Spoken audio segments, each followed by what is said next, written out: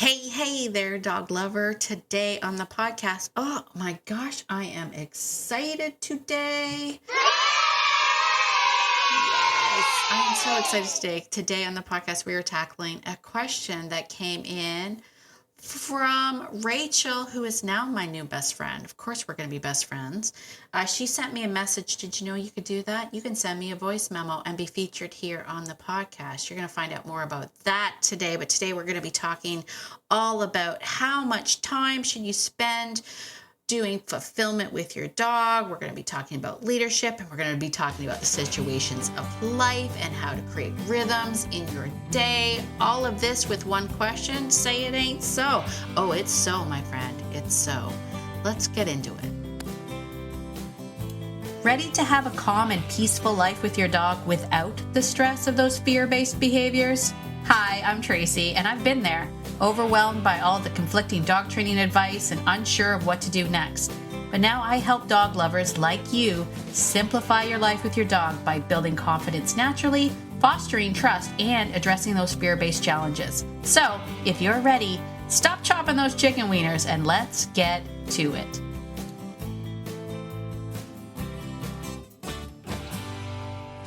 Hi, Tracy. This is Rachel, and I've been wanting to send you a message for a while, but haven't gotten around to it. And I heard your podcast today, your latest episode, and I was like, I have to get it done. I have two pups, Pepper, who's pretty much a couch potato, and then Tripper, who's the younger one, and he's the German Shorthair Pointer who wants to spend all his day outside running and chasing squirrels. We live on 3 acres, so he's got a lot of exciting environment.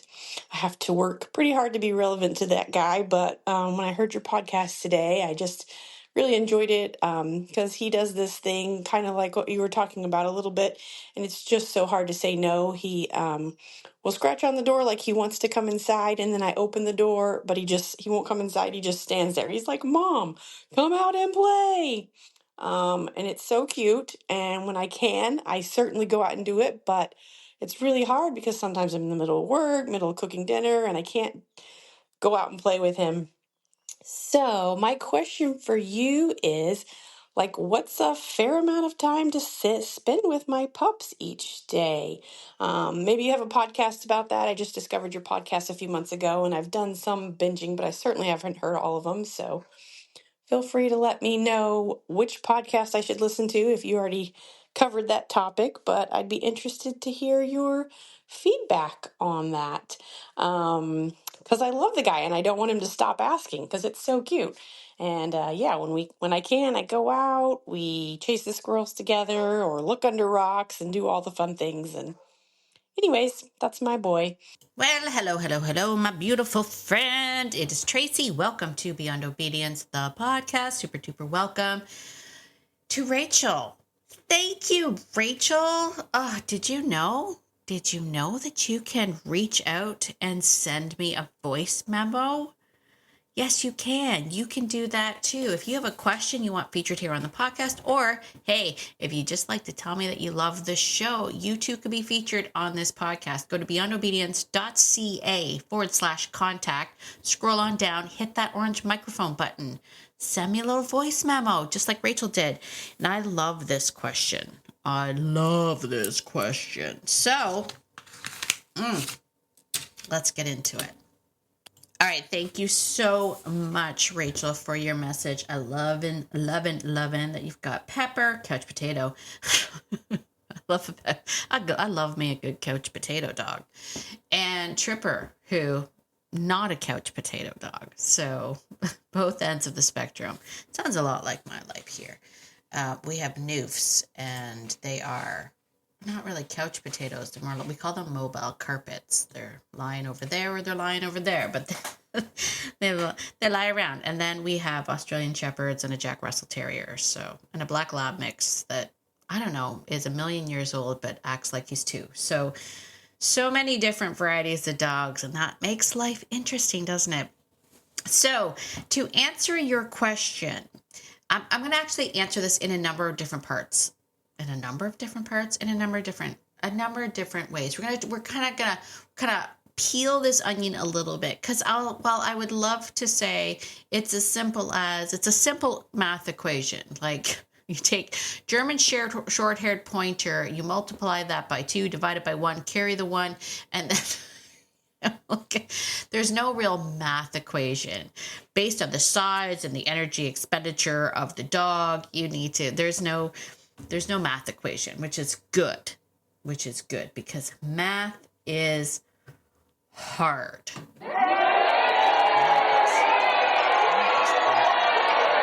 I do not recommend it. 0 stars for math. So good news, no math equation to figure this out.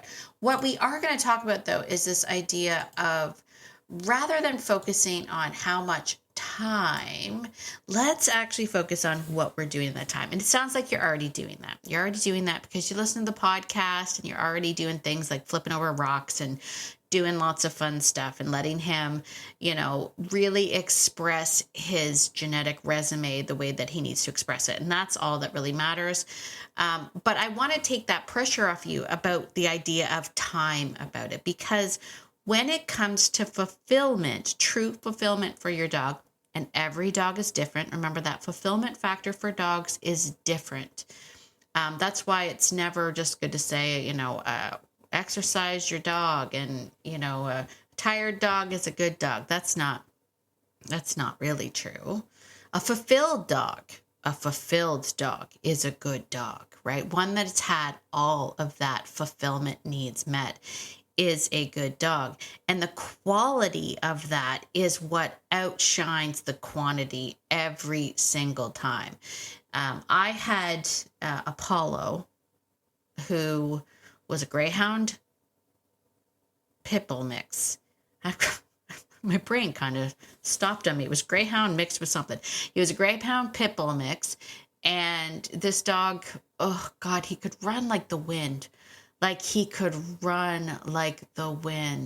Oddly enough, every time I say that, my mind just sort of pictures him like running through the forest, and just like you'd hear him. Especially if he was coming up behind you. Like, if he would, quite often, we have trails in our forest, and it would make a loop, and Apollo would out loop me. He'd probably do about 4 to 6 loops to my 1. That's how fast this dog could go. And I remember, I'd let him go. I'd say break, and he'd take off.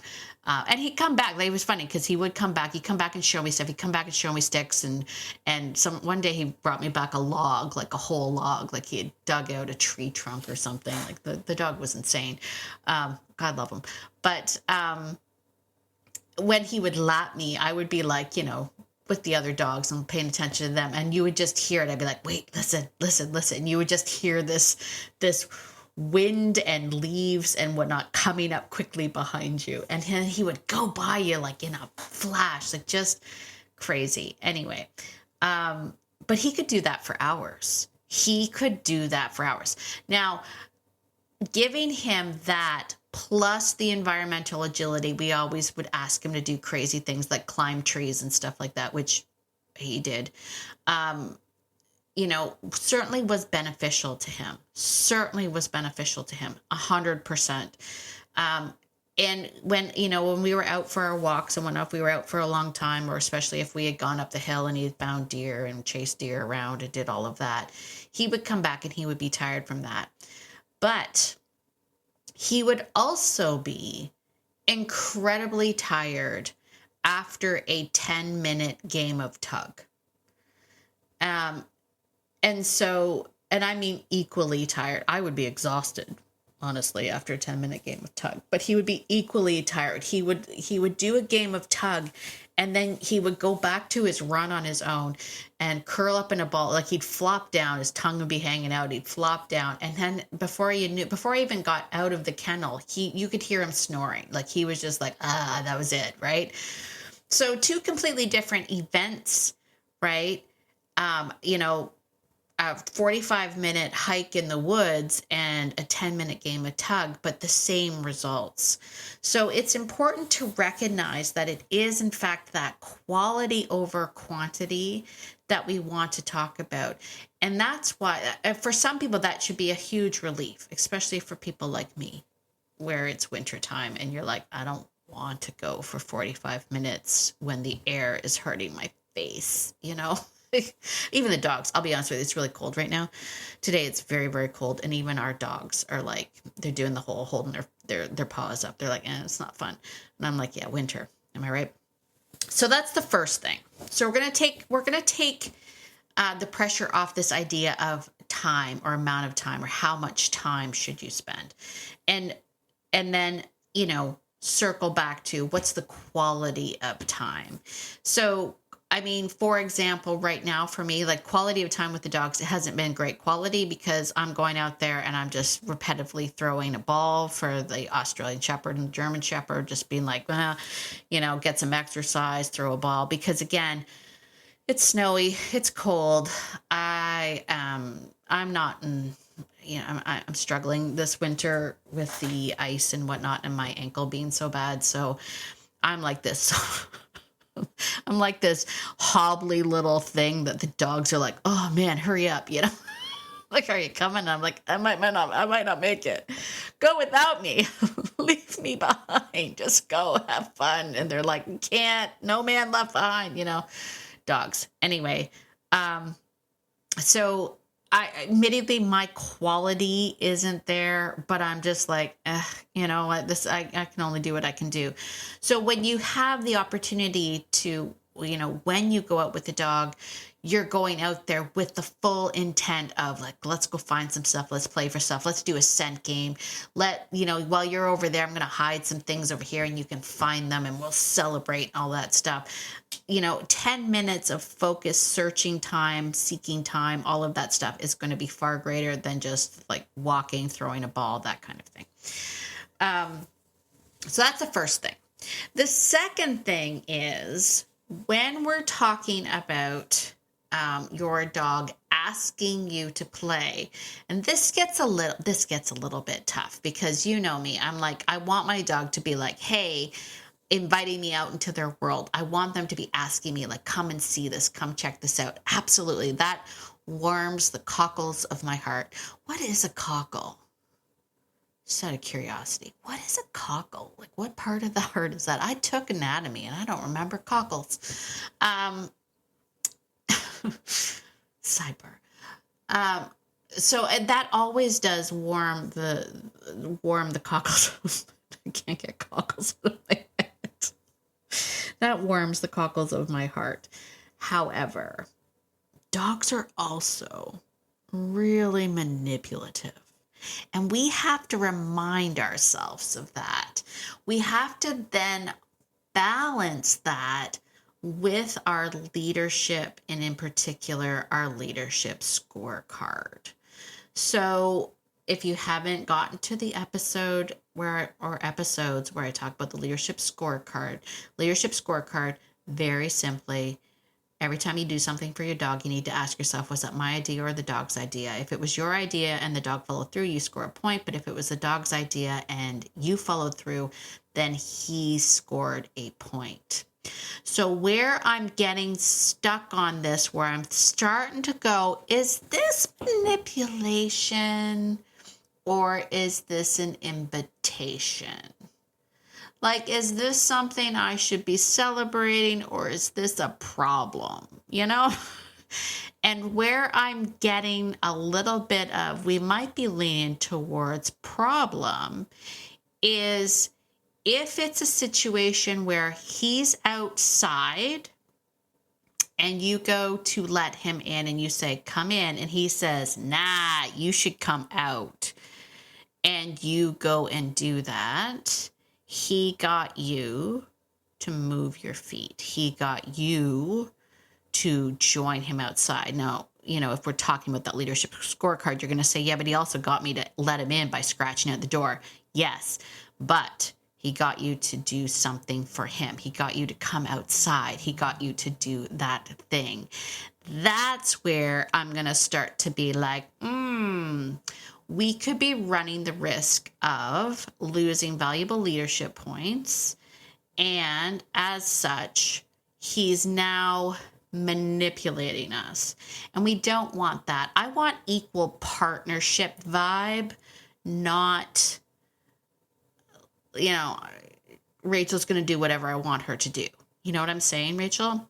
So where I would sort of separate these two thoughts, these two ideas, would actually be more of, we're already outside. We're doing stuff outside. He goes and finds something and he comes over and he's got that invitation, like, come see what I've got, right? That excitement of like, look what I found. And, you know, for the record, every time Jack Russell does that, it's always a dead something. Like, look what, dead mouse or whatever that the cat has killed. She's like, look what I found. And I'm like, that's fantastic. So that's different. That's an invitation. That's a like, come and see, come and join me, come whatever. You have a dog that clearly, you know, loves the stimulus of the environment, and he's drawing you out there. I mean, I'm still, don't get me wrong, Rachel, we're still happy that he finds the environment more fun when you're there. That's a great, great sign. But if he's doing that a lot, drawing you out of the house when he wants to, then we have to start going, leadership, you know, we just have to how interesting that a little bit, and then do some reflective things like, how many times have I done that? How many times has he got me to do things for him? And where am I on that leadership scorecard? Now, if you're new to the scorecard, please note the scorecard is not about getting all the points and the dog gets none. It's a fluid sort of thing. It's just kind of a method of awareness. And as I mentioned in previous podcasts, it's not as black and white as that. There's some nuances to it. So, but it is something that I think it's a handy tool to just kind of be like, am I tipping over to the side of he's just getting me to do so much stuff for him? You know, that would be the first thing or the second thing that we want to talk about. And then finally, the third sort of part of this that I would think about is something that I like to call situations of life. So because I'm someone who doesn't do a lot, nay, any real obedience with my dog, and I sort of rely on relationship and like the foundation of relationships. So everything that I do is sort of based either in leadership, relevance, or fulfillment, right? Or a combination of those things. That's kind of how I live with dogs. And again, and I've been the first person to admit that there are times in my life where I'm like, kind of wish my dogs knew a little bit of obedience. You know, just a smidgen of obedience, a little bit. So, I mean, again, it's not a perfect thing. I'm not saying this is the life for you. I'm just saying this is my life and it works for me. But the other aspect of this is that because I don't rely on a lot of obedience, meaning, or any obedience, meaning like when I come in, my dogs aren't like, you know, they don't know place command, for example. They won't go over to place command and sit on place while I make their dinner, or you won't see any epic, like, you know, go to your bed or go to your mat. I don't have any of that. I don't have any of those kind of built-in obedience commands. But what I do have is a very, very simplistic, black and white, easy way of living with dogs. And that is simply that I separate my life into 4 situations. Right? So the dogs know at any given time what we're currently doing based on the situation that we're in. So those 4 situations are working, right? Working, playing, eating, resting / sleeping. Okay? That's it. That's all they really have to worry about. We're either working, we're playing, we're eating, or we're resting. And the way that is done is just through rhythms and patterns through the day. So, like my dogs, even the 2 young ones, right? Nike and Gunther, because they're the youngest of the pack right now. Gunther only being like 6.5 6.5, almost 7 months old. I guess he's going to be soon. He because he just got through housebreaking and all of that stuff. When he said he had to go to the bathroom, we would jump and run to let him out because he was a puppy and his bladder was smaller and all of those things. So now him and Nike have gotten into this habit of when my husband gets up early to go to work, he will let them out of the bedroom. Just the two of them go. They go outside, they have a pee, then they come back to the bedroom and they go back to sleep because I don't get up that early. So, but they have learned that this is not the rhythm of getting up and having breakfast yet. They don't even anticipate it. They don't expect it. It's part of their rhythm. They go back to rest. They know that after eating, they go to the bathroom, that it is not playtime. I do not allow my dogs to play immediately after eating because I don't want any of them, twisting stomachs and getting bloat and all of that stuff. So after eating, they do their business, they come back in and it's rest time. Then usually about an hour and a half to 2 hours later, they know the next section is playtime. That's exciting. And we all go out and we play and we run around and we do all this stuff and whatnot. Then we come back in and it's rest time, right? So it's very simple for my dogs that they understand that there's no in between. Now, occasionally, because Gunther is still sort of learning the ropes and whatnot, he will ask to go outside and we'll just let him out. He knows if I just let him out, this isn't playtime, right? If you're the only one out, you're going out to do your business, then you're coming back in, right? Because playtime involves all the dogs and it's at a certain time of the day. It's after a certain event sequence and that never changes. Work time is anytime they're on leash. Anytime my dogs are on leash, they are working. And what does work mean? Work means that you're deferring to me. If that leash is attached to you, that means that you're listening to me. We're going to be going to Humansville. Now, sometimes leash time is also, we're also going to go hiking. We're going to go explore things, but I still make that event about me. I'm also going to be like, I don't do the whole, let's let the dogs off the leash and let them do whatever they want. I still want to be a part of it with them. I'll go off the trail. I'll go look for some stuff. I'll go find a cool stump. I'm obsessed with trees. I'm obsessed with trees. You can ask my friend Tanya. When I went and visited her last summer, I was like, look at that tree. And then I would find trees that I could stand in. And then I'd get her dog to come and stand in the tree with me.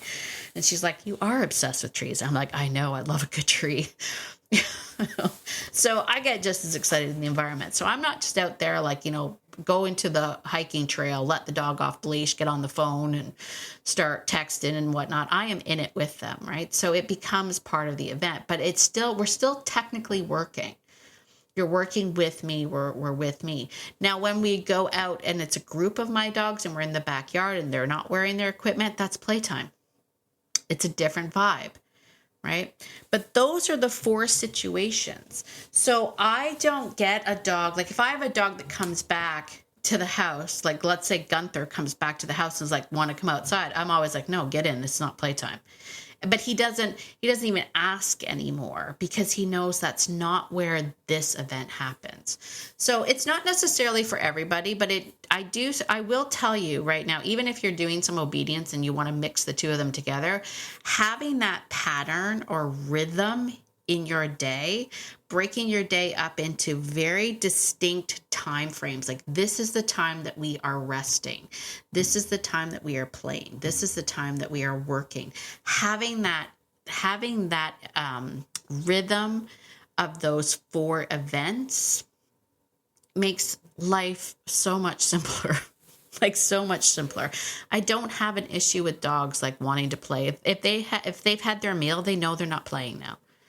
We've just created that. That's just the reality. They know that's how it's. When we're working, it's like a ritual of migration. We're going someplace together as an event sequence. When we're playing, and playing is fun, and we run around, and I let the dogs bark and be all crazy. That's play. So making sure that your dog understands those rhythms in your day also helps to ensure you're not tipping over that balance of leadership where the dog is manipulating you. Because you're right, there are sections of the day where you're busy. You might be working, you might be cooking dinner, you might be whatever. My dogs know that when that's happening, they're resting. And it makes life so much simpler. So there you have it, my friend. Thank you so much, Rachel, for coming and asking your question. If you are someone that has a question for me and you'd like it answered here on the podcast, please feel free to check out that contact page. Go to beyondobedience.ca/contact, scroll down to the orange microphone, hit record, send me a message. Now, I will tell you this, my friend, it will cut you off. I think you only get a minute and a half. So you got to kind of have your question ready. Have your question ready, and you too might be featured here on the podcast. Listen, if you liked this episode, can you do me a favor and go ahead and give me a 5-star written review on Apple Podcasts? Really helps to push the podcast out to more and more people. Leave a comment on Spotify. Be sure to subscribe wherever you can subscribe. And as always, get out there today, my dog-loving friend, and be the person that your dog thinks you are. Because your dog thinks that you're amazing, and so do I. Have a fantastic day, and I will see you in the next episode. Bye for now.